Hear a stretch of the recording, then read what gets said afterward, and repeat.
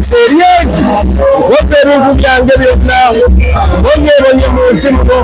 twate olukuba osayineko olupapula nti mwawukana muyiriza mu makati baaliku eno ye Buddo eno ye Buddo SS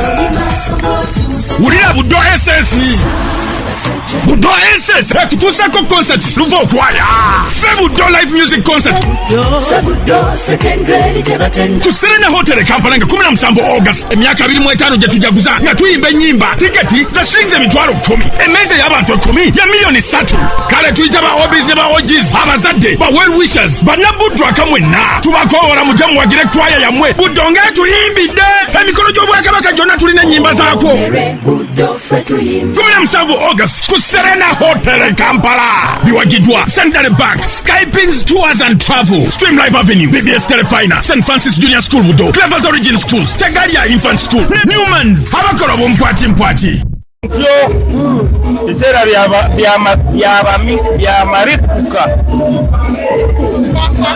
ekisebo why tugenda mu manzaali ki ate embaga munnange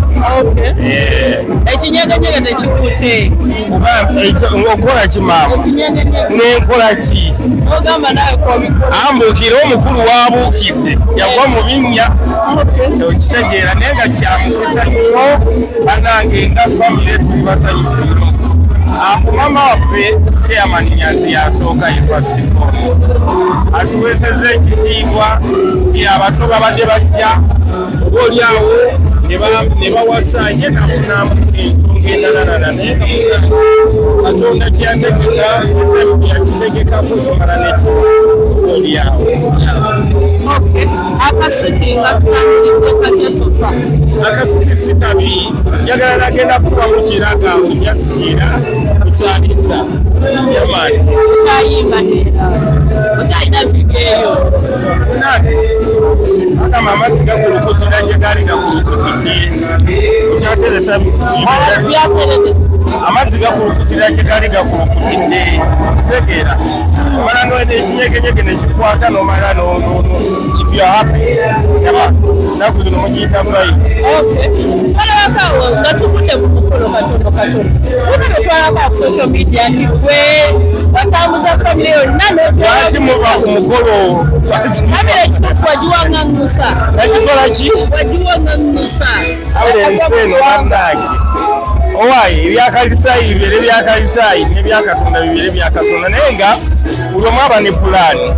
bwetuba nga tuzaala era nga tuzaalibwa buli omu abeera n'ekirooto katonda bwakuyamba n'okituukiriza kyetukolerera kuba bulungi first and foremost omwana we okusobola okusoma obulungi okunywa obulungi obaolyawo katonda bw'aba ayambye ne future ennungi bw'ofuna omukisa n'okola engalo zo zino ne zikusasula kyekubanga batono abafuna muntu oyo si buli omu otherwise omuwendo gw'abagagga gwandibadde mungi n'ogw'abavu nga mutono naye obaolyawo oba olusi kigaanamu oba okitegeera mukama bwakuyamba n'okituukiriza kiba kituukiridde nange nafuna omukisa obaolyawo bwe neetunulatunulamu nga nsobola okubuusa famire yange. Herbal Products Limited tulinawo eddagala eriyamba abaami n'abakyala simuluzo man power extra complete man herbal mouthwash coffee ayambira ddala ffe abaami tulinawo kaama k'abakyala tightening powder oyagala okugeza ebbina eddagala eriyamba okwongeza ku balongo oyagala okusereza nabunyaayo oyagala okufunza nabunyaayo enywere express water tightening kadde agoba infection mu baami n'abakyala ate nga tulinawo sabbuuni ono sabbuuni ayamba abaami n'abakyala tulinawo ebizigo by'abaana n'abantu abakulu enkumbi eyambira ddala mu kisenge tulinawo obutiiti ate nga tukolera ne odayo bakyala bannange ekyama kiri ku Mabilizi Herbal Products nze najja wano nga sina kabina nga sefiringa naye mukwano we nagezesaako ku thika body cream ebbina nenfuna kati nze natambula nsagala ate era nenkozesaako ne ku Mabilizi lightening cream ndowooza kasikini mukalaba ayagala omanya ebisingawo kuba ku 0704 737 714 n'omukisa wabeera opportunity nefuna visas visas zenafuna si bangi babadde babiyogera naye kati katwala omukisa guno teziri ku gavumenti teziri ku nuupu teziri ku byaki okitegeera. It was myself and my wife that planned all this all through. Fete mwazinaga family ne musalawo mubuusa abantu. Nkoze mbadde nkola buli kaseera nkoze nnyo sifunye nnyo era olweyangamba okola nnyo naye ofuna kitono naye kwekyo ekitono kye nafuna nange nakikyeyaringako ne famire yange. Ekyo tukike oyo tusaagala mwogera munnange tuli ku mbaga.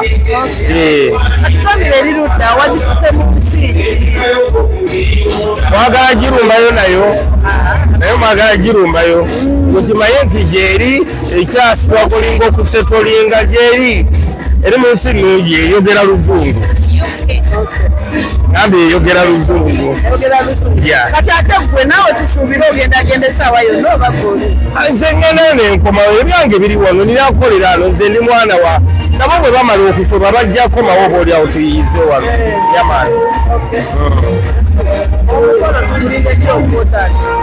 Omukolo gwange Katonda bw'anaaba ayagadde